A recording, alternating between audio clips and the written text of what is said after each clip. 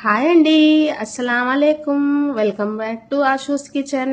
ఇవాళైతే మనము సీక్రెట్ మసాలా చేసుకుంటామండి. సీక్రెట్ మసాలా అంటే ఇది మ్యాజిక్ మసాలా అండి. ఇది గరం మసాలా లాగైనా యూజ్ చేసుకోవచ్చు, బిర్యానీ మసాలా లాగైనా యూజ్ చేసుకోవచ్చు, ఎలా అయినా యూజ్ చేసుకోవచ్చు అండి. నాన్ వెజ్ కర్రీస్లో, బిర్యానీస్లో చాలా బాగా యూజ్ అవుతుంది. ఒక పౌడర్ చేసుకున్నారంటే మీకు మంచి టేస్ట్ వచ్చేస్తుంది కర్రీస్లో.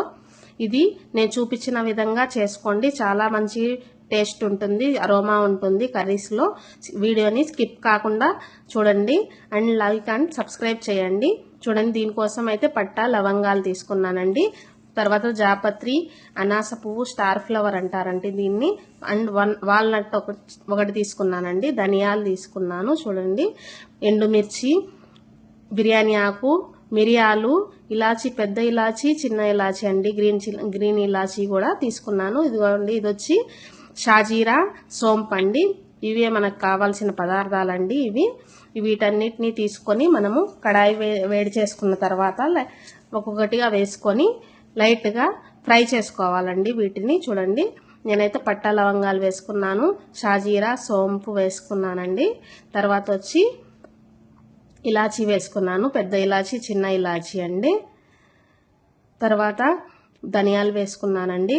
ఎక్కువ క్వాంటిటీలో వేసుకోకండి, ధనియాలు తక్కువగా వేసుకోండి. తర్వాత మిరియాలు వేసుకున్నానండి. చూడండి, స్పైసీనెస్ అనేది చాలా బాగుంటుంది.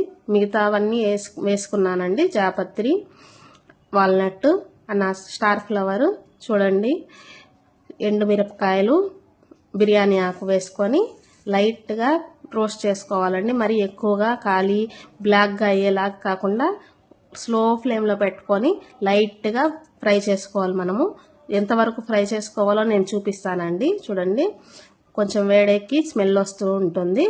అప్పుడు మనము ఈ బిర్యానీ ఆకు ఉంది కదండి, ఈ బిర్యానీ ఆకుని ఇట్లాగా విరిచి చూడాలండి.